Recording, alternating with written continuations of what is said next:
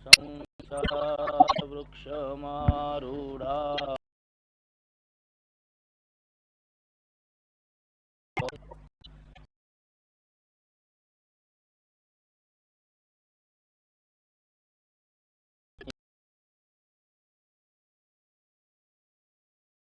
गुरुर्ब्रह्मा गुरुर्विष्णू गुरुर्देवो महेश्वरः गुरुरेकं परब्रह्म तस्मै श्री गुरवे नमः। अखंडमंडला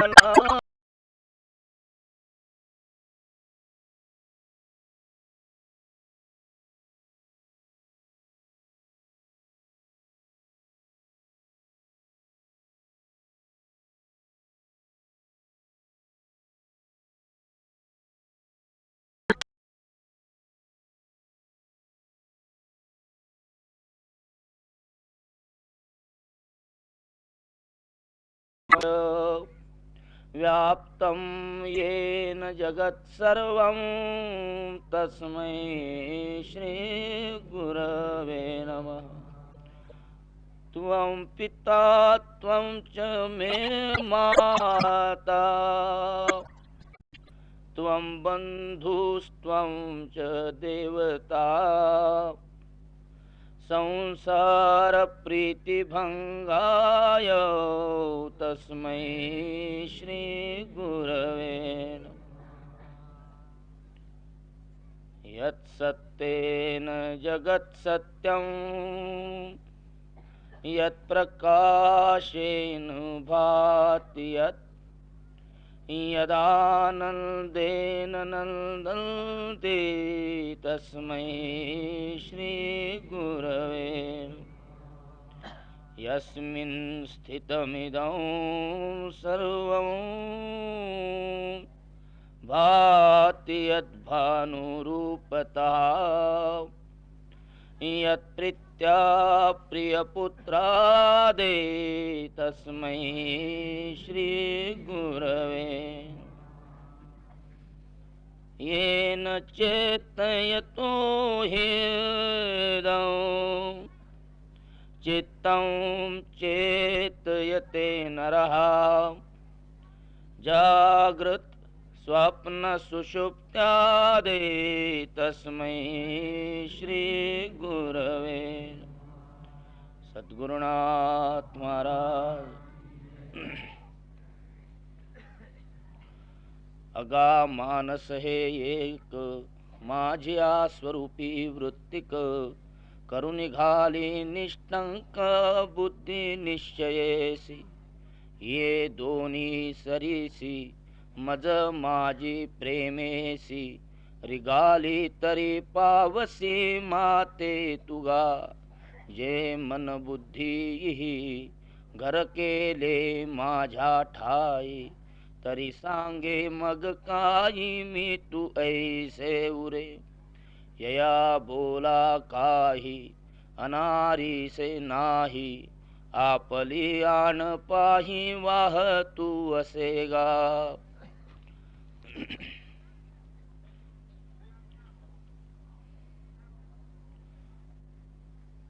विश्वस्त श्री गुरुदेव आणि प्रेमळ भावंडांनो,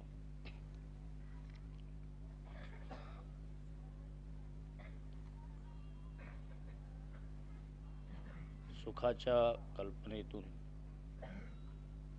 कर्माच्या गतीनं मानवी जीवनयात्रा जन्मापासून मृत्यूच्या अवस्थेपर्यंत विश्वसापेक्षतेने प्रवाही असल्याचं आपण पाहतो।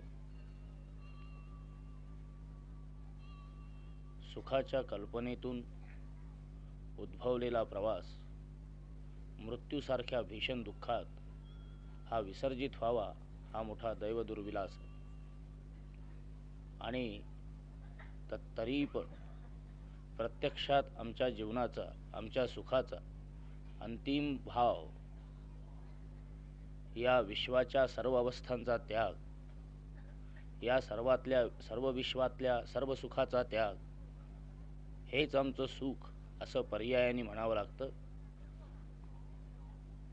परंतु हा जो त्याग तो इच्छा नसताना घडल्यामुळं त्या त्यागाला कटू फळ आहे, दुःखकारक असं फळ आहे.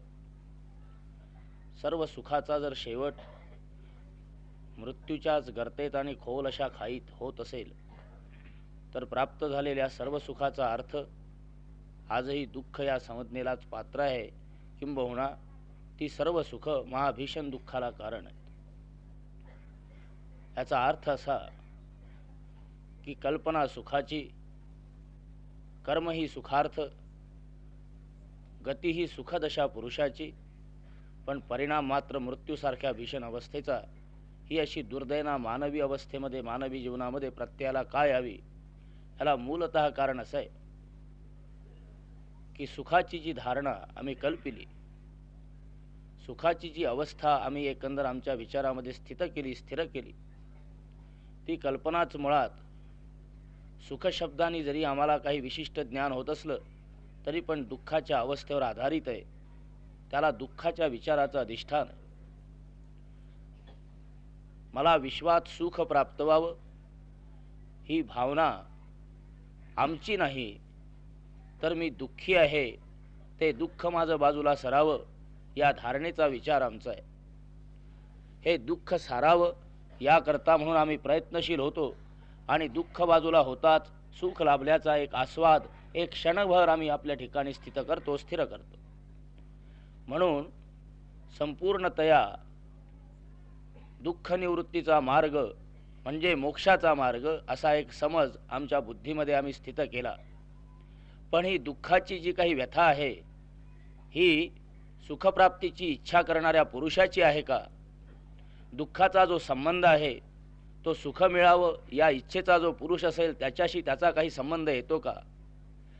किंबहुना मला दुःख मिळतं, दुःख लाभतं याविषयीचा विकार ज्याला कळला त्या पुरुषाचा संबंध मला सुख प्राप्त व्हावं या इच्छेशी तरी असू शकतो का?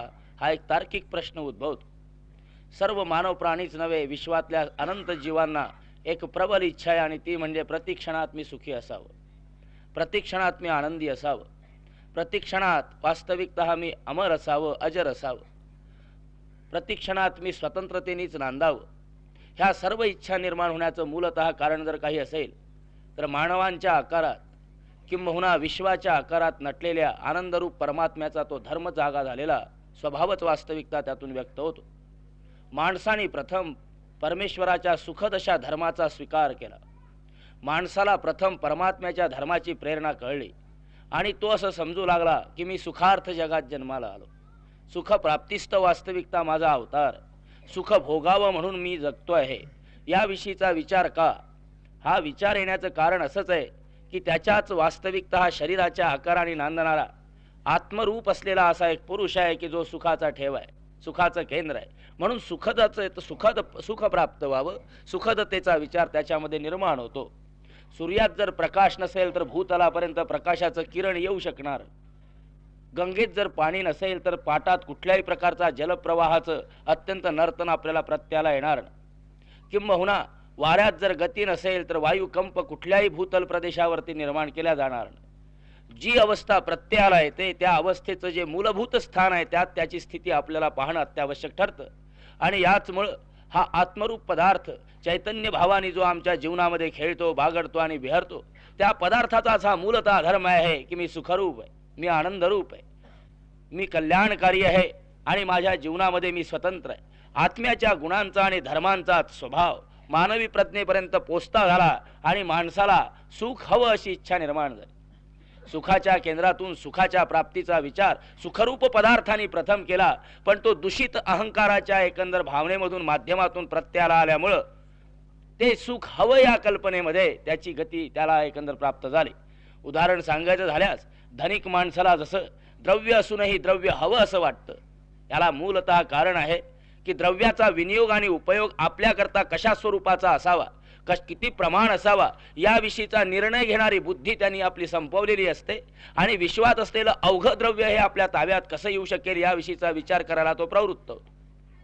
तथापि विश्वातलं अवघ द्रव्य म्हणजे काय याविषयीचाही एक विवेक त्याच्या ठिकाणी अस्थिर असतो. विश्वातल्या सकल द्रव्याची सुद्धा कल्पना, सकल सुखाची सुद्धा कल्पना त्याची अनिर्णयित असते, अनिश्चित असते किंवा चंचल असते.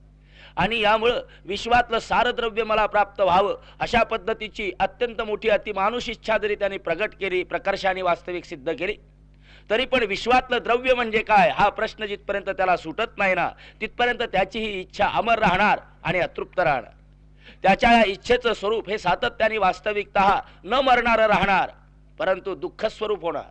आणि याचमुळं धनिकातला धनिकही पुरुष स्वतःला धनाच्या ढिगाऱ्यावर पाहत असतानाही दुःखरूप मानतो, दरिद्री समजतो, अकिंचन मानतो. याला मूलतः कारण आहे. याला मूलतः कारण असं की बुद्धीच्या अशुद्धतेमध्ये, अहंकाराच्या वास्तविकता अपवित्रतेमध्ये प्रकाशित झालेल्या परमात्म्याचं स्वरूप हे दुःखरूपानेच प्रत्याला येऊ लागतं. कारण की अहंकारामध्ये सुखाचा स्वाद हा आतून येत असतानाही, सुखाची इच्छा स्फूर्त होत असतानाही ही कुठून आली आणि कशी आली याविषयीचा विवेक त्याच्या ठिकाणी नाही. अवघ्या विश्वाला सुख हवं, सुख मला पाहिजे हे तो म्हणेल की ज्याला सुखाचा प्रबोध. सुख नावाच्या पदार्थाचा ज्याला परिचय नाही तो माणूस मला सुख हवं याविषयीचा प्रबोध करून घेणार नाही. कुठल्या का प्रमाणाने होईना, परंतु सुखाचा प्रत्यय त्याला असला पाहिजे. अनुमान प्रमाण म्हणा, शब्द प्रमाण म्हणा किंवा प्रत्यक्ष प्रमाण म्हणा, या साही प्रमाणाने जरी माणसाला प्रबोध कुठल्या ना कुठल्या प्रमाणाने जर सुखाचा नसेल तर मला सुख हवं असं त्याला म्हणता येणार नाही. ज्ञानाशिवाय मला वास्तविकता प्राप्तीचा विषयच उरत नाही. मला कुठल्या तरी पदार्थाचं ज्ञान असतं आणि तो पदार्थ माझ्यात नाही, माझ्या जवळ नाही अशा विषयीचा एक अज्ञानजन्य प्रदेश जागा होतो आणि मग तो माझ्या हस्तगत झाला पाहिजे अशा विषयीच्या प्रबल इच्छेने तो कर्मप्रवृत्त होतो आणि मग विश्वामध्ये धारिष्ट्याने कर्मरत होऊ लागतो. सुखाची इच्छा करणारा हा महामानव याचा जर विचार केला तर सुखाच्या प्रेरणेतून सुखाची इच्छा निर्माण झालेली आहे. मला सुख हवं या कल्पनेत सुखाच्या प्रबोधाची एक सुप्त अशी कल्पना आहे, भावना आहे. ही भावना कुणाची? अहो सर्वांचा आमच्या आत्म्याशी आमचा परिचय आहे. तो सुखरूप परमात्मा आमच्यात निरंतर खेळतो आणि म्हणून काही नसताना आम्ही सुखरूप असतो. मोठी गंमत आहे.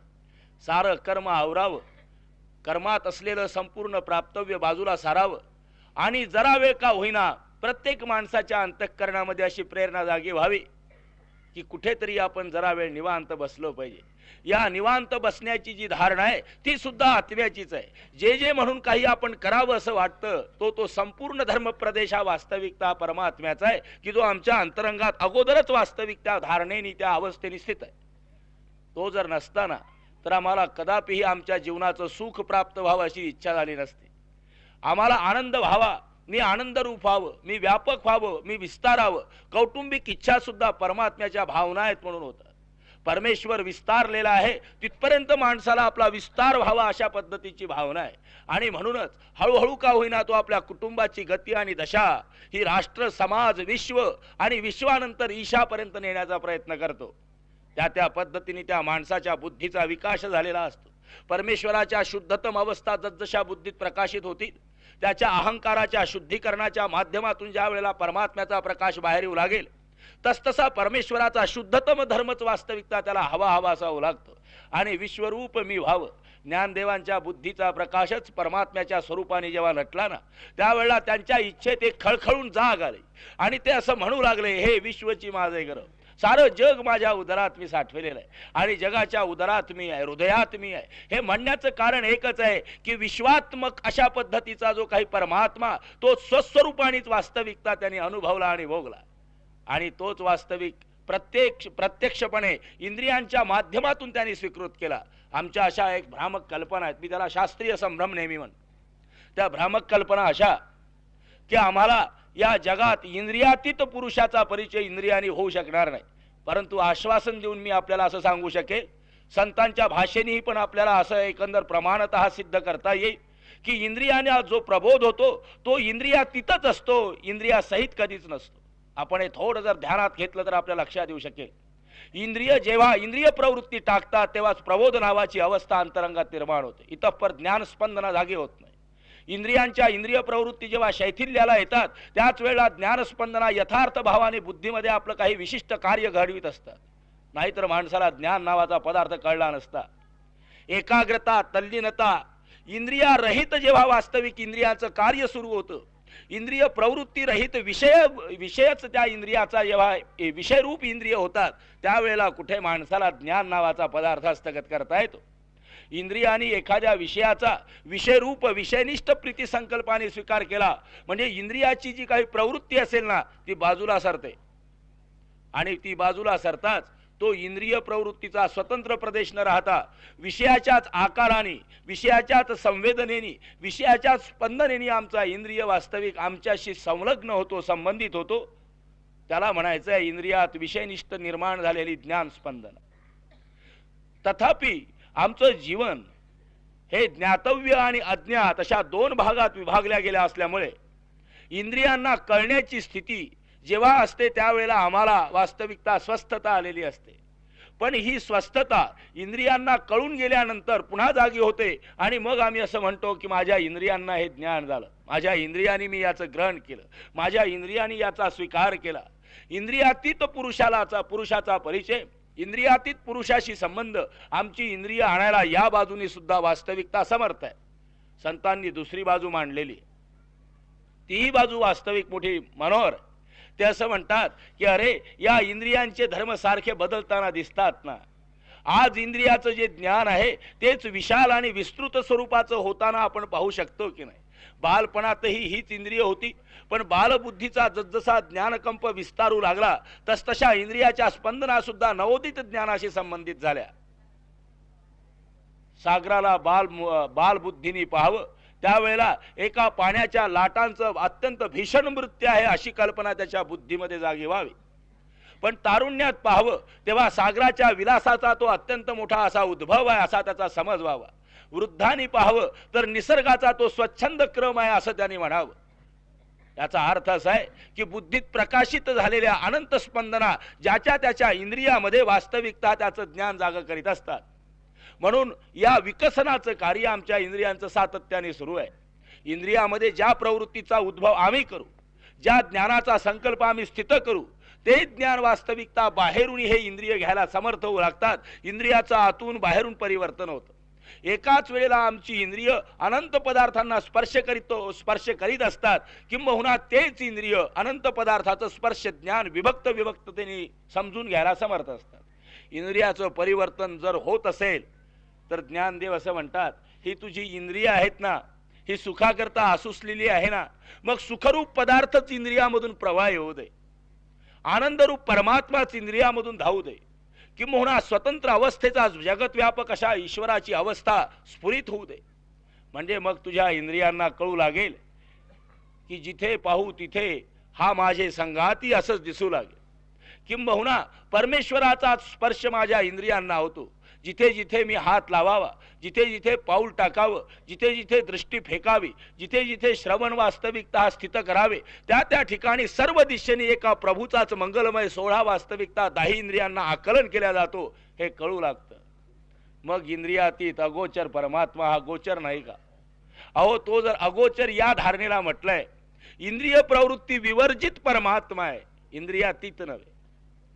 जेव्हा परमात्म्याचा प्रबोध इंद्रियांना होतो तेव्हा इंद्रियांच्या नैसर्गिक प्रवृत्ती बाजूला होतात आणि ती इंद्रिय भगवंताची होतात. म्हणून त्याला इंद्रियातीत म्हटलेलं आहे. वास्तविकता भगवंत इंद्रियातीत नव्हे, ज्ञान वास्तविक इंद्रिय प्रवृत्तीतीत आहे. म्हणून इंद्रिय प्रवृत्ती विवर्जित अवस्था जेव्हा इंद्रियांना येते तेव्हा ती इंद्रिय स्थिती ही भगवंताची होते आणि भगवंताची इंद्रिय स्थिती होण्याकरता इंद्रियांना निरंतर राबविणारी अशी जी काही आमची सामुग्री असेल त्याच्याच वर आम्हाला मारा करणं, तेच प्रथम ताब्यात घेणं किंवा त्याचंच स्वरूप आपल्यामध्ये वास्तविकता बदलवून घेणं अत्यावश्यक आहे. या आनंदरूप भगवंताचं आमच्यामधून प्रकाशित होणाऱ्या अवस्थेचं दर्शन आमच्या अशुद्धतम अशा माध्यमातून होत असल्यामुळं हा परमात्मा विश्वरूप सुखरूप असा असतानाही आम्हाला तो दुःखरूप भासतो. दुःखाची अवस्था त्यात आम्हाला प्रत्याला येते. सुखाच्या वाटेने चालणाऱ्या मानवाला संकेत देत आहेत संत आणि सांगतायत अरे मृत्यूच्या भीषण करते तुझं अवघ जगातलं सुख नष्ट व्हायचंय, धडपड कर, खुशाल कर.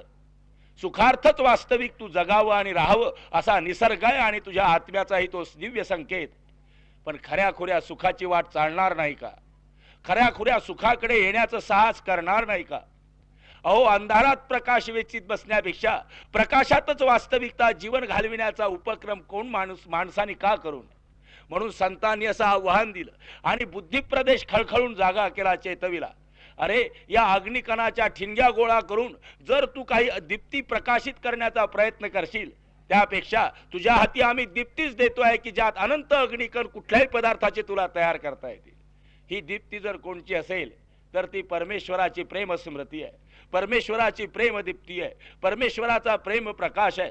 प्रभूच्या प्रिय प्रवृत्तीचं जागरण होतात विश्वातला अणूही तुला असा दिसणार नाही की जो जड आहे, चिद भावनेने भरलेला दिसू लागेल. सागरामध्ये आंघोळ करणाऱ्या पुरुषांनी लाटेच्या स्वच्छंद अवस्थेतही ओलं व्हावं हा सामान्य निसर्ग आहे. त्याला सागराच्या सरपटणाऱ्या पाण्यातच बुडालं पाहिजे असं नव्हे, अत्यंत मोठ्या अशा उत्सवाने उल्हासाने वर उसळलेल्या लाटेतही त्याच्या ओलेपणाचा त्याला आनंद आहे. कारण की पाण्याच्या ऊर्ध्वगतिक लाटा असो व अधोगतिक अवस्था असो, पण एकाच जलाच्या गुणधर्माने जिथपर्यंत त्या भरलेल्या आहे तिथपर्यंत आंघोळीचा आनंद अनुभवू इच्छिणारा पुरुष त्यात भेद करीत नाही. तो अभेदपणे लाटेत आणि सागरात पाहतो. कारण ओलं करण्याचा धर्म दोघांच्याही स्थितीत. तरंगाकार असलेल्या अनंत जलांच्या स्वच्छंद अशा अवस्था जेव्हा नयन मनोहर अशा अवस्थेने एखादा पुरुष पाहतो, त्यावेळेला तरंगाकृतीचा जो काही एक विशिष्ट पद्धतीचा आनंद आहे तो अनुभवताना ह्या पाण्यापासून विभक्त आहे असं त्यांनी म्हणावं, पण अंगावर घेताना ओलच व्हावं हा सामान्य धर्म आहे. नाही म्हणता नाही, जर तो यात पाणी नाही असं म्हणेल, ह्या पाण्याचे तरंग पाण्यापासून विभक्त आहे या पद्धतीचं एक मोठं ज्ञान जरी त्यांनी आपल्या ठिकाणी गृहीत धरलं ना, तरी ओलेपणा वाचून तो राहणं कठीण. जर तरंग आणि तुषार त्याच्या अंगावर आदळत असतील तर त्याच पद्धतीने अंतरंगातून त्याच पदार्थाचा जर एकंदर पुरस्सर प्रांत झाला, एकंदर तोच संवेद्य धर्म हा त्याच्या अंतरंगातून बहिर्मुख झाला, बहिर्गत झाला, बाह्य प्रदेशामध्ये क्रीडू लागला आणि खेळू लागला, तर विश्वातल्या सर्व अवस्था एका परमात्म्याची रूपडी पाहायला मिळतील. किंबहुना प्रभूचं ते दर्शन दिसू लागेल. परमात्मा शांत आहे, सुशाल, परमात्मा विशाल आहे आणि अत्यंत प्रकाशी आहे, परमात्मा आनंद रूप आहे आणि स्वतंत्र आहे, परमात्मा सुखरूप आहे आणि मंगल आहे, पवित्र आहे. पण आमचं जीवन अलबत याच्या विरुद्ध गतीने प्रवाही झालेलं आहे. सुखाच्या वाटेवर मृत्यूची खाई आम्ही खणून ठेवली. पवित्रतेच्या विहारात वास्तविकता अपवित्रतेचा मानसिक गोंधळ आम्ही अनुभवतो. किंबहुना मांगल्याच्या आणि पावनतेच्या कल्पनेतच वास्तविकता आमच्या अतिशय पतितत्वाचा पाठ आम्ही गिरवितोय. हे असलं भ्रष्ट आणि नष्ट जीवन आम्ही का जगावं? आमच्या जीवनात जर अमोलिक असा संकेत परमात्मा देतो, संतांच्या माध्यमातून आमचं जीवन उन्नत करण्याकरता त्यांना जर प्रेषित करतो आणि त्याही संतांनी आपल्या परमेश्वराचीच गुणगाथा आणि विचारगाथा अक्षरांकित आमच्या करता करावी. राणा डोंगरातून फिरून वास्तविक आमचं जीवन उजाळण्याकरता त्यांनी आपल्या बुद्धीचा प्रकाश आमच्या हृदयापर्यंत पोहोचविण्याचं कार्य करावं. आम्ही ते वाचावं आणि बाजूला ठेवावं, पण तद्विषयक अनुषंगाने आमचं जीवन घडविण्याचा प्रयत्न करू नये. तो उल्हास आमच्या जीवनात का येऊ नये? आमच्या बाहूतून त्यांचंच प्रेम का स्फुरित होऊ नये? सामान्य द्रव्याकरता की जे द्रव्य वास्तविक माणसाच्या प्राकृतिक धर्माची व्यवस्था नीटनेटकी जिथपर्यंत आहे तिथपर्यंतच उपयोगाचा आहे. पण मृत्यूच्या खाईत दडून असलेल्या राजे लोकांचा सुद्धा धिंगाणा उडालेला. राजा महाराजांना सुद्धा जेव्हा एक कथा आहे अशी, अनंत सुखाचा विलास उपभोगणाऱ्या मोहम्मद गझनीची ती एक ऐतिहासिक कथा आहे. हा पुरुष संपूर्ण विश्व ताब्यात घेतो, विश्वात असेल नसेल तेवढं द्रव्य हरण करतो.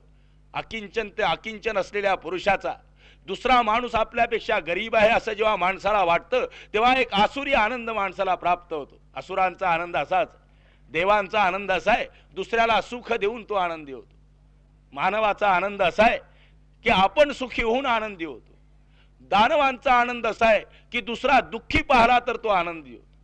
म्हणून या पद्धतीचा आसुरी आनंद उपभोगणारा हा गजनी जेव्हा द्रव्याची रास मरण्याच्या खाईत पहुडल्यानंतर पाहतो ना, त्यावेळेला आपल्या दासांना सांगतो की अरे तो मी कमाविलेल्या द्रव्याचा ढिगारा तरी माझ्या उशाशी आणून ठेवा, एक वार मला बघू द्या आणि मरू द्या. एवढी कष्टमय दुर्दैन आहे. वास्तविक या पद्धतीचं मरण न पत्करता वीराचं मरण तरी पत्करावं, संतांचं मरण तरी पत्करावं. मृत्यूला आम्ही आलिंगन देऊ त्यावेळेला मृत्यूचं स्वरूप बदलू शकेल एवढं तरी आमचं प्रेममय असं दिव्य दर्शन असावं. परमात्म्याच्या स्वरूपाचा प्रबोध जर हृदयात दाटला ना, तर मृत्यूचं आलिंगन हेच विष्णूच्या स्वरूपाचं दर्शन ठरू लागतं. मृत्यूच्या अवस्थेतच वास्तविक किंवा देहपाताच्या स्थितीतच मोक्षाची वाटचाल आहे असं आम्हाला कळू लागतं. मृत्यू आणि मोक्ष याच्यात फारसा फरक नाही. मोक्ष आणि मृत्यू याच्यामध्ये जो फरक आहे तो एकच आहे की मृत्यूच्या क्षणामध्ये मी दही काय ही कल्पना आमची सुटलेली नसते, पण देहपाताच्या पूर्वीच जो देहापासून वेगळा झाला त्या पुरुषाने देह सांडताच तो मुक्त झाला असं आम्ही समजतो. मुक्तता आणि मृतता या दोन अवस्थेमध्ये वास्तविकतः स्वतंत्रतेने आणि स्वइच्छेने शरीर त्यागण्याचा एक धर्म आहे आणि दुसऱ्याच्या आक्रमणाने शरीर सोडावं लागण्याचा एक धर्म आहे. कालाच्या आक्रमणाने आणि कालाच्या सत्तेने जेव्हा आम्ही शरीर सोडतो त्यावेळेला आम्ही मरण पावतो, मृत होतो. पण आमच्याच इच्छेने, आमच्याच वास्तविकता आनंदाने, आमचा विलास म्हणून जेव्हा परमात्म्याला प्रभूला आमचं शरीर समर्पित करतो ना त्यावेळेला आम्ही मुक्त होऊ लागतो.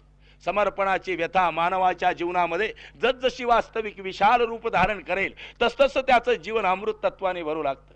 हे समर्पण सर्वतः जेव्हा माणूस करतो त्यावेळेला आतलाच परमात्मा सर्वतः त्याच्या इंद्रियातून विकसित होऊ लागतो. पण हे विकसित होण्याकरता अहंकाराचं माध्यम शुद्ध केलं पाहिजे. विश्वाकडे पाहण्याची नजर ही पवित्र व्हावी, ही समजून होणार नाही हे निसंशय लक्षात ठेवा.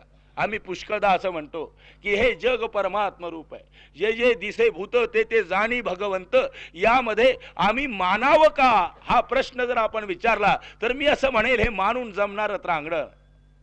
असा कोण बहादूर पुरुष आहे की ज्याने शेजाराचा मुलगा मानून आपल्या मुला इतकं प्रेम त्याच्यावर केलेलं आहे? कठीण गोष्ट आहे, शक्य नाही.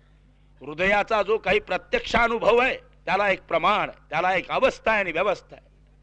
पण हृदयामध्ये एखाद्या विशिष्ट अनुभवाची व्याप्ती सातत्याने करीत राहून त्यावेळेला त्याच्यात एक विशिष्ट ज्ञान निर्माण होईल, पण प्रत्यक्षता मात्र घडणार नाही, ती त्याच्यापासून वेगळी राहील. कारण या आपल्या पुत्रावरती प्रेम करण्याची जी प्रवृत्ती आहे ती मानवांच्या नैसर्गिक अवस्थेच्या दर्शनाची आहे आणि शेजाऱ्याच्या पुत्रावरती पुत्र म्हणून प्रेम करण्याची जी कल्पना आहे ती बुद्धीनी हृदयात कोंबलेली आहे. तो हृदयाचा स्पंद नव्हे, बुद्धीचा स्पंद आहे. म्हणून जेव्हा विवेकाने आम्ही परमात्मा घेतो ना, विवेकाने विश्व परमात्म रूप असं जाणतो, तेव्हा आमच्या वास्तविकतः विश्वाला आक्रमण करणाऱ्या प्रवृत्ती जाग्या होतात आणि संपूर्ण विश्वातून दंभखोर वृत्तीने संपूर्णतया आमचं सुख निर्माण करण्याची लालसा आमच्यामध्ये येऊ लागते. म्हणून ज्ञानदेवाने असं सांगितलं, अर्जुनाला भगवान कृष्ण असं समजावतात की अरे कौरव सुखी व्हावे, शांत व्हावे, त्यांनाच राज्य राहावं, हे तुला करता येणार नाही, हे त्यांनाच करावं लागणार आहे. उद्धरेत आत्मनात्मानमचाच न्याय विश्वामध्ये प्रसृत. त्यामुळं त्यांच्याच अंतरंगात निर्माण झालेल्या सुखद अवस्थांचा स्वाद ते चाकू शकतील, तू त्यांना सुखवू शकणार नाही. तुझ्या अहंकृतत्वाच्या वल्गना आहेत. तू संन्यास जरी घेतला तरी ते मरणार आहे. तू संन्यास घेतला आणि राज्य जरी प्रदान केलं तरी हे राज्य ते करू शकणार नाही. ते दुर्बल झालेले आहे, ते मृत्यूनी बांधलेले आहेत, किंबहुना मरणाने ओढून नेण्याकरता आपल्या बाहू त्यांच्यापर्यंत पोचत्या केलेले.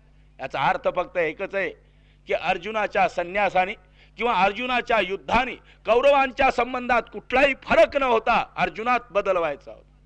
तो अर्जुनाचा बदल आहे. पण अर्जुनात तेव्हा बदल होऊ शकला की जेव्हा श्रीकृष्णांच्या संबंधात त्याच्या सकल वृत्ती केंद्रित झाल्या. परमात्म्याच्या भावात, परमेश्वराच्या सगुण साकार अवस्थेमध्ये जेव्हा आमचं संपूर्ण शरीर, दैहिक भावना, मन आणि बुद्धी ह्या सर्व समर्पित होतील त्यावेळेला तो परमात्मा या सर्व आकारामध्ये कसा स्वच्छंदतेने नटलाय आम्ही पाहू शकू. सूर्याकडे पाहताना अनंत किरण माणसाला दिसतात, पण प्रत्येक किरण शोधत मात्र सूर्य आम्हाला हुडकता येणार नाही. नजर आमची एकंदर बंद होऊ लागेल.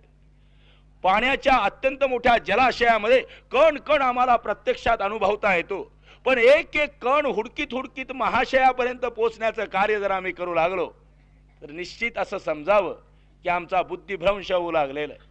म्हणून या विराट स्वरूपात परमात्मा हुडकण्यापेक्षा एका कुठल्या तरी केंद्रस्थानात आपल्या संपूर्ण अवस्थांचं समर्पण होऊ दे, म्हणजे ते केंद्रस्थानच विश्वरूपाला कसं नटलेलं आहे हे कळू शकेल. इतपर समजणं संभवनीय नाही, असंभव आहे. म्हणून सगुण भक्तीचा उल्हास ज्ञानेशाने केला. अहो, ज्ञानाची निष्ठा होती. निर्गुणाच्या गावावरून सगुणाचं दर्शन करणारे ते पुरुष होते आणि सगुणाच्या अवस्थेत नांदून निर्गुणाचा प्रबोध मांडणारे ही साहित्यिक होते. याचा अर्थ असा आहे की निर्गुणाचं स्पंदन आहे पण आविष्कार सगुणाचा आहे. सगुणात निर्गुण नांदतं आणि खेळतं.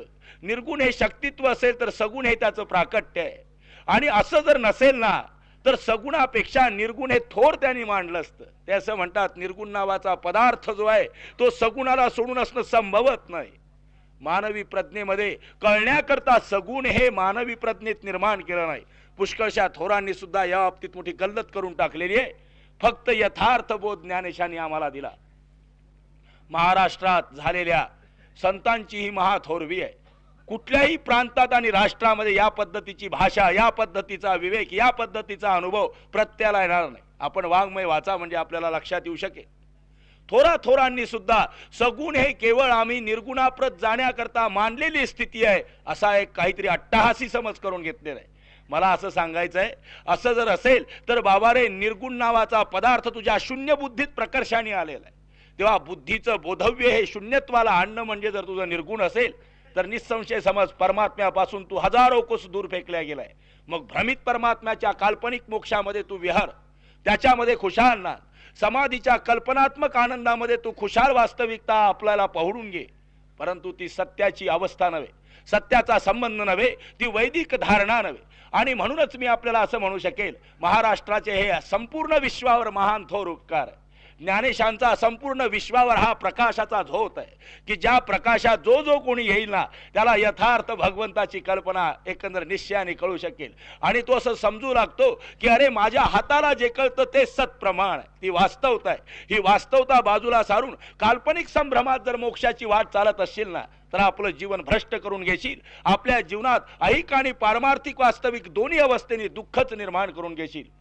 पारमार्थिक माणूस दारिद्र्याने पोळतो. परमेश्वराचा भक्त असून जर त्याला दुःख सांडत नसेल तर त्याने आपल्या परमेश्वराची भक्ती जरा तपासून घ्यावी. प्रभूच्या सुखाच्या सान्निध्यातही जो सुख उपभोगू शकत नाही, अरे काय काल्पनिक वास्तविकता हा निर्माण झालेल्या दुःखाच्या सागरामध्ये आपल्याला सुख प्राप्त व्हायचंय.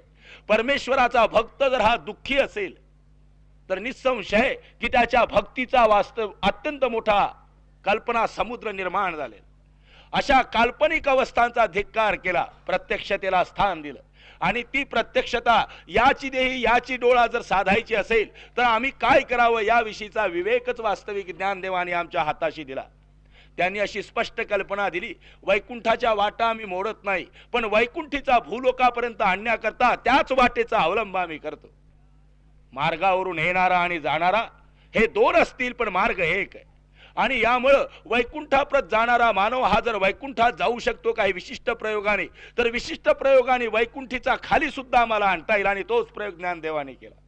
या भगवंताला हृदयातून बाहेर आणावा, स्वच्छंदपणे आपल्या पुढ्यात खेळवावा आणि नांदवावा. हे गोपीचं साम्राज्य या संतांनी पाळलं. या गोपींचा वास्तविकता उल्हास त्यांनी जाणला आणि साऱ्या गोकुळात खेळणारा तो नंदकिशोर त्यांच्या नजरेत भरला. आणि त्यांनी ताळलं की ज्या न्यायाने या गोपिकांनी हा कृष्ण तयार केला, ज्या न्यायाने गोपाळाच्या हृदयातला आत्माराम नंदाचा बाळ झाला, त्याच न्यायाने आमच्याही हृदयाचा आत्माराम ह्या विश्वामध्ये आम्ही क्रीडवू, खेळवू आणि नाचवू. आणि तो पंढरीत त्यांनी नाचवला. वाळवंठात त्याला खेळविलं, बागडविलं, आपल्या सान्निध्यात फिरविला, एव्हाना आपल्या कर्मातही गुंतविला. आणि आमच्या समोर साक्ष ठेवली आहे. इतिहास तो सत्प्रमाण आहे, सत्य आहे, त्यात कल्पना नव्हे. आमच्या स्वप्नावल्या किंबहुना आमच्या जागृतीच्या संपूर्ण दशा ह्या कदाचित भ्रामक असतील, खोट्या असतील, पण त्यांच्या एकंदर अवस्था मात्र त्यांचं हे परमात्म स्वरूपाचं दर्शन इतकं प्रत्यक्ष होतं. आणि ते प्रत्यक्ष होतं म्हणूनच सकल विश्व हे दुरावत असतानाही, साऱ्या विश्वाने एका कड्यावरून त्यांना लोटून दिलं असतानाही, देशाच्या महाजाळा उठत असतानाही प्रशांत चित्त तो पुरुष आपला राखू शकला. कुठल्याही प्रकारचं चित्त अस्थिरतेला येऊ दिलं नाही. क्रोधाच्या ज्वाळा थोर पुरुषातही जाग्या झालेल्या आहेत. जेव्हा सारं विश्व अत्यंत मोठ्या अशा द्वेषाच्या ज्वाळा उठवून त्या पुरुषाला जाळू लागतात ना, तेव्हा त्याचंही चित्त होरपळतं. पण एकच महात्मा, एकच ज्ञानेश असे होते की ज्याच्या चित्ताची सुशांत अवस्था परमेश्वरा इतकीच व्याप्त होती. किंबहुना जसं भगवंतानी चांडाळाच्या ग्रही सुद्धा त्याच्या शरीरात राहून नांदावं, सज्जनांच्या गृहात सुद्धा त्याच्या आकारानेच सज्जनतेचा उपभोग घ्यावा, साधूच्या शरीरातही साधुत्व अनुभवावं आणि मूर्खांच्या एकंदर हृदयात आणि कर्मातही मूर्खपणाने त्यांनी एकंदर आपल्याला दूषित करून घ्यावं. हे प्रभूचं जसं लाघव, प्रभूची जशी ही प्रशांत अवस्था, तशी ज्ञानेशाची ती धारणा होती, स्थिती होती. तो पुरुष आम्हाला शिकवितोय, तो पुरुष आम्हाला सांगतोय की अरे तुमचा प्रपंच अवश्य करा. तुमच्या प्रपंचाची भीक मागणारा भगवंत मी तुम्हाला दाखवित नाही. तुमच्या प्रपंचाचा संहार करणारा कालपुरुष परमात्मा मी तुम्हाला सांगत नाही. तुमचा प्रपंच अत्यंत उदात्त आणि दिव्य करणारा परमात्मा तुमच्या पुढ्यात आणावा हीच वास्तविक त्यांची लालसा होती. अहो, ज्या जर परमात्म्याकरता प्रपंचाची धुळधाण उडत असेल तर असा नतद्रष्ट परमात्मा आपल्या बुद्धीतून हाकून द्या आणि सरळपणाने सरळ मनाने असं निस्संश लक्षात ठेवा की त्याचं प्रेममय स्वरूप आहे. तो आपल्या लाडक्या लेकरांचा किंबहुना अत्यंत प्रिय अशा पोरांचा धिंगाणा करावा अशा इच्छेचा नाही. तो आपल्या मुलाचं जे सुख असेल ते प्रदान करावं. आपला मुलगा आपल्या प्रत आणावा. आपला मुलगा आपल्या स्वरूपाने नटवावा. आपल्या सामर्थ्याने एकंदर गाजवावा. आपल्याच लौकिकाने तो प्रतिष्ठित करावा आणि आपल्या स्वरूपाने सुंदर करावा अशा विचाराचा तो महत्पिता आहे. आणि असा परमात्मा ज्ञानेश आमच्या स्वाधीन देतात. असा भगवंत वास्तविकता संत आमच्या पुढ्यात आणण्याचा प्रयत्न करतात आणि त्यांची हीच प्रबल इच्छा आहे तुमचा प्रपंच सुखाने करा. पण तो दुःखरूप आहे असं वाटतं ना तुम्हाला? अरे, ज्याला तुम्ही आपलं मानलं तो पाहता पाहता कोणीतरी येतो आणि तुमच्यापासून लांब घेऊन जातो की जो कधी भेटू शकणार नाही. अशी दुर्दशा तुमच्या प्रपंचाची का? श्रीहरीपासून तुम्ही वंचित झाला म्हणून, त्या अमर पुरुषापासून तुमची बुद्धी तुम्ही भ्रष्ट करून घेतली म्हणून.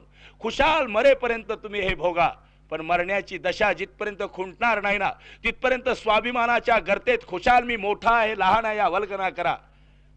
पण त्या कालाच्या झोतात कालाच्या ओघामध्ये त्या भ्रष्ट होतील, प्रच्छन्न होतील, नष्ट होऊन जाते. आणि मग मात्र आक्रंदनाशिवाय हे भगवंता, जसा औरंगजेब मरणाच्या वेळेला म्हणतो, जेव्हा संपूर्ण विश्व हे दुरावलं आहे असं त्याला कळतं आणि मृत्यूच्या शय्येवर पहुडलेलं आपलं स्वरूप तो पाहतो, तेव्हा अल्लाचं नाव घेऊन सांगू लागतो की हे अल्लाह, आता ही जीवनाची नाव कोणत्या थडीला लागेल नदीच्या हे सांगता येत नाही. दोन थडे आहेत, पापाची आणि पुण्याची. या पापाच्या थडीवरून माझं संपूर्ण जीवन गेलं. अनंत जीवांचं निर्दालन केलं. स्वसुख जरी अनुभवलं नाही, धर्मार्था जरी मी एकंदर विवेक केला तरी पण मी मांडलेला तो धर्म तुझा होता की नाही हे तुलाच माहिती. मोठा आस्थेनी आणि करुणपणाने वास्तविक तो बोलू लागतो आणि आपल्या पापाचे डोंगर तो डोळ्यासमोर पाहतो. मरण्याच्या खाईत राजा सुद्धा घाबरलेला आहे आणि त्यावेळेला शुकाचार्यासारखा एक नग्न पुरुष तिथे येतो. मोठी गंमत, परीक्षित राजा, पांडवाचा नातू, मोठा धीरोत्तम बादशाह होता, मोठा बलाढ्य सम्राट होता. परंतु जेव्हा मृत्यूचा दरमान आपण पोहोचलो आहे असं त्याला कळतं ना, मृत्यू निधड्या छातीने आपल्याला पाचारण करतोय असं त्याला समजतं ना, आणि त्याच्या समोर मात्र आपली कुठलीही संपदा आणि सामर्थ्य टिकणार नाही याचा निर्णय घेता चित्त घाबरतं थरारत. पण आमच्या अज्ञानाचा विळखा आमच्या भोवती एवढा पकडीने बसलेला आहे की मृत्यू धडधडीत बुद्धीसमोर जरी असला तरी संतांचे चरण धरून आम्ही अमरत्वाच्या गावी जाण्याकरता शीघ्र गती करीत नाही. आमचं जीवन जसं चाललंय तसं आम्ही चालू देतो. अहो, देवाचं नामस्मरण तरी करा असं ओरडून जरी त्यांनी सांगितलं ना तरी आम्ही तेच करतो की ज्यात विषयाचं स्मरण आहे. आम्ही तेच करतो की ज्यात विषयाचा स्वच्छंद आक्रमणाचा प्रांत आहे. कुठल्याही सामान्य पदार्थाने आमचं चित्त ओढून न्यावं इतकी आमची दुर्दैना झालेली. त्याचं स्मरण झालं की चित्त व्याकुळ व्हावं अशी आमची अवस्था होऊन बसलेली आहे. पण परमेश्वराच्या स्मृतीत मात्र चित्त व्याकुळ होत नाही.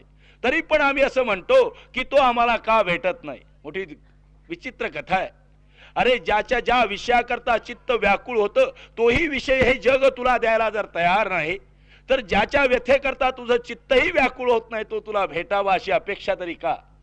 परमात्मा भेटावा, परमात्मा मिळावा असं सर्वांना वाटतं, पण प्रभूचं सांगणं मात्र आमच्या जीवनाच्या व्यवस्थेने आम्ही सिद्ध करण्याचा प्रयत्न करीत नाही. का असं व्हावं? परीक्षिताच्या जीवनामध्ये जेव्हा मृत्यूची धडकी येऊ लागली ना, जेव्हा यमराजाचे शंख आणि नगारे वाजताना तो ऐकू लागला, त्यावेळेला घाबरलेल्या व्यथेने भगवान कृष्णाला तो स्मरू लागतो, त्यालाच हाक मारू लागतो. श्रीकृष्ण स्वरूप ज्याच्यामध्ये साठविल्या गेलं होतं तो शुकाचार्य तिथपर्यंत पोहोचतो. अंग सावळ झालेलं आहे, कृष्ण प्रेमात निमग्न आहे, ऊर्ध्व गती आहे आणि मोठा मृदुतम लाद घेत घेत कृष्ण प्रेमाने साजलेला तो शुकदेव परीक्षितीच्या नगरापर्यंत पोहोचतो. आणि जेव्हा पाहतो की केवळ व्याकुळ झालेला आहे, मृत्यूनी घाबरलेला आहे, तेव्हा त्याला आश्वासन दिलं शुकदेवाने आणि सांगितलं की अरे, ज्या श्रीहरीनी तुझ्याच पित्यांना जगविलं, तुझ्याच पित्यांचं साम्राज्य स्थिर केलं, तुझ्याच पित्यांचं वैभव नटविलं तो श्रीहरी तुला सोडून का देणार आहे? घाबरू नकोस, खंबीर हो. मृत्यू या जगाचं दान असेल, परंतु तुझं मात्र नव्हे. या जगात दान त्याचं आहे मृत्यू हे, की ज्यांनी विश्वाला परमेश्वरालाच विश्व या समजनेने जाणलंय. पण विश्वाला जो प्रभुरूप जाणतो त्याच्याकरता मरण नावाचं दान नाही, त्याच्याकरता वास्तविक मोक्ष नावाचं दान. म्हणून विश्वाला ईश्वर समजणारी प्रज्ञा आमच्यामध्ये जर जागी झाली तर हे परीक्षिता तुझं जीवन महान आणि दिव्य होईल. तो म्हणतोय की ही प्रज्ञा कशी जागी होईल?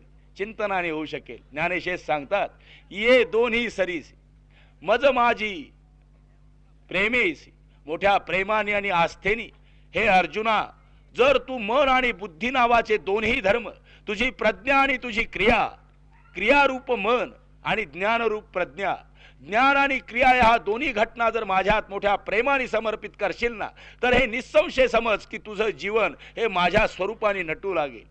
माझी अंककांती तुझी होऊ लागेल. माझं सामर्थ्य हे तुझ्यात ओतप्रोत भरू लागेल.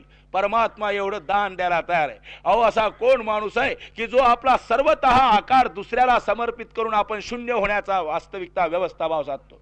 भगवंताचं हे दिव्यतम स्वरूप परमात्म्याने अर्जुनाला सांगितलं, पण तत्प्रित्यर्थ उपाय सांगितला आणि ज्ञानेशाने ते अचूक मर्म आमच्या स्वाधीन केलं.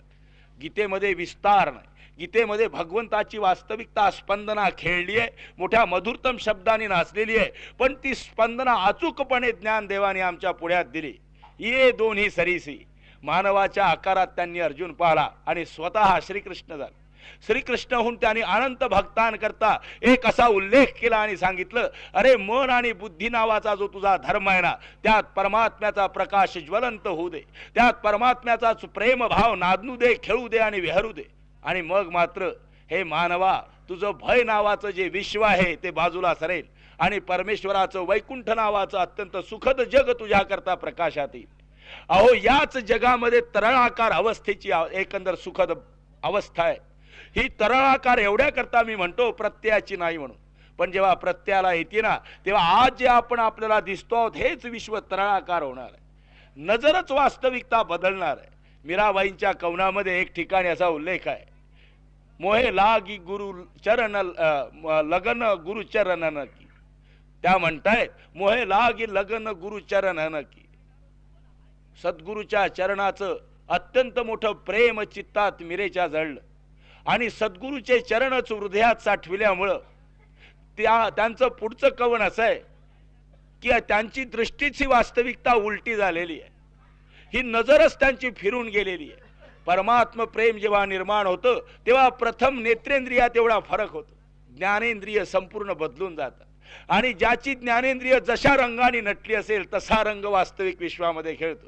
म्हणून जनाबाई असं म्हणते, जनाबाईंचा पंढरी रायाला मोठी विनवणीपर अभंग आहे, मोठाच गोड आहे. त्या म्हणतायत, माझा तुझा रंग माझे गुणी, माझ्या रंगाने हे पंढरी राया तू खेळ, माझ्या आनंदाने तू खेळ. तुझ्या आनंदाने तर मी खेळतेच आहे ना, तुझ्या आनंदाने मी नाचतेच आहे ना. मग आता हे सांग की आनंदात द्वैत का? मग माझ्या रंगाने तू रंगाव. तुझा पांडुरंग असेल पण माझा श्यामल वर्ण आहे, त्यामुळं तू श्याम व्हावास. माझा आनंद हा संपूर्ण विश्वात वास्तविक सुखाची लहर निर्माण व्हावी हाय, म्हणून तू सुखरूपाने विश्वात खेळू लाग. साऱ्या संतांनी आपल्या रंगाने हा पांडुरंग रंगवला आणि म्हणून त्याला पांडुरंग म्हणतात. पांडुरंग म्हणजे ज्याला जो रंग द्यावा तो रंग घेणारा परमात्मा. ज्याला विशिष्ट रंग नाही, स्वच्छ रंग ज्याचा आहे, निर्मळ रंग ज्याचा आहे, हा निर्मळ रंगाचा पुरुष भक्त रंगाने नटतो. भक्तांच्या इच्छेने वास्तविकता रंगविला जातो. आणि असा परमात्मा या जनाबाईच्या स्वरूपाचा विचार करताना तिचा असा उद्गार आहे की हे पांडुरंगा, माझ्या रंगाने तू रंगाव. अहो, तो रंग भक्तीचा होता, पण आमचाही रंगाने तोच रंगतो, पण विषयाचा आहे. हा विषयाचाच रंग भक्तीचा करायचा आहे. मग आम्ही म्हणू शकू, आम्ही जर त्याच्या रंगात रंगलो तर त्याला भक्ती समजत नाही. म्हणून जनाबाई प्रथम पांडुरंगाच्या रंगाने रंगली आणि नंतर पांडुरंगाला आपल्या रंगाने तिने रंगविली. परमेश्वराच्या रंगाने रंगण्याकरता क्रिया आणि ज्ञान ही दोनच साधन वास्तविकता मानव प्राण्याजवळ आहे. म्हणून ज्ञान आणि क्रिया या दोघांमधूनही हे अर्जुना, हे मानवा, तू परमेश्वराचा प्रेम पाठ वाहू दे. जेव्हा एखादं कर्म करशील तेव्हा माझाच हरी कसा सुखवू मी, माझ्याच परमेश्वराचं मंगलमय पूजन मी कसं करू? जेव्हा जेव्हा तुझा काही कर्मप्रवृत्तीला प्रवाह येईल तेव्हा त्या कर्मातून परमेश्वराचं पूजन करण्याचं साहस तू करू लाग. आणि ही धारणा जर सांभाळली, प्रज्ञेतही जेव्हा चिंतन करशील तेव्हा ईश्वराचं कर. आणि विश्व बाजूला सार, पण विश्व बुद्धीतून बाजूला सार. हे जेव्हा घडेल, भगवंताला जेव्हा बुद्धीत साठवशील त्यावेळेला मौज अशी आहे, भगवंत रूप विश्व होऊन वास्तविकता तुझ्या बुद्धीत येऊ लागेल. कारण की तो तेवढाच व्यापक आहे. तू विश्वाला भगवंत मानू नको, तू फक्तच भगवंत आपल्या बुद्धीत साठव. आणि असं जेव्हा घडेल तेव्हा भगवंत स्वतःच आपल्या सर्व आकाराने तुझ्या बुद्धीत प्रविष्ट होणार आहे. सूर्याला एक एक किरण प्रकाशावं अशी प्रार्थना करण्याचं कारण, सूर्योदय व्हावा एवढी जरी आपण इच्छा केली तरी पण तो सहस्त्र किरणांनीच प्रकाशणार. तसा एकटा भगवंत भेटावा म्हणजे साऱ्या विश्वाची मुलाखत व्हायची आहे. पण विश्वातल्या घटकाला आपला समजून आत्मैक्य भाव निर्माण करण्याची जरी इच्छा केली तरी उपयोग व्हायचा नाही.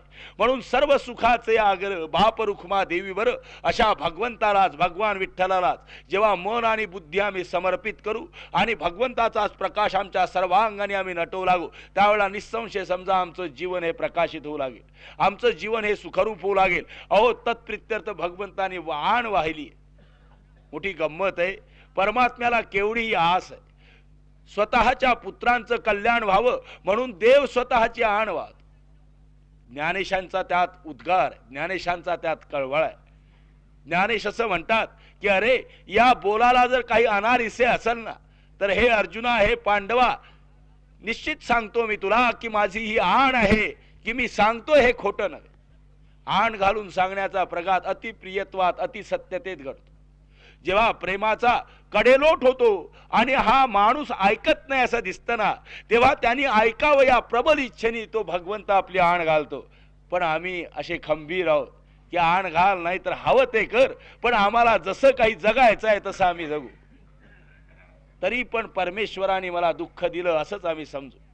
म्हणून सर्व विश्व एका मृत्यूच्या भीषणतेकडे धावत असताना थोपवून धरण्याचं कार्य संतांनी केलं आणि सांगितलं की अरे माघारा फिर, तू जरा मागे वळून ये, जिथून आला तिथपर्यंत ये, तिथून जिथून सुटला असला तिथे सुखाचा एक अत्यंत मोठा असा सागर आहे, आगर.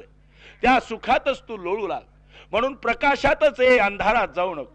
आडवाटेनी आपली पावलं उचलू नको, कारण की त्यात भयानक भीषण असं हिंस्र श्वापद आहे. म्हणून आडमार्गाने न जाता योग्य त्या राजमार्गावर आपलं जीवनक्रम एकंदर सिद्ध कर. म्हणून जीवन भ्रष्ट करू नकोस, प्रपंच मोडू नकोस, पण राजमार्ग जो देवाने दिला त्या मार्गाचा अवलंब कर. खूप समर्थ हो, खूप धनिक हो, खूप सुखी हो, पण हे सगळं सुख एका परमात्म्यात जाणण्याची बुद्धी ठेव आणि तत्प्रित्यर्थ वापरण्याची वास्तविक व्यवस्था आपल्या मनाची कर.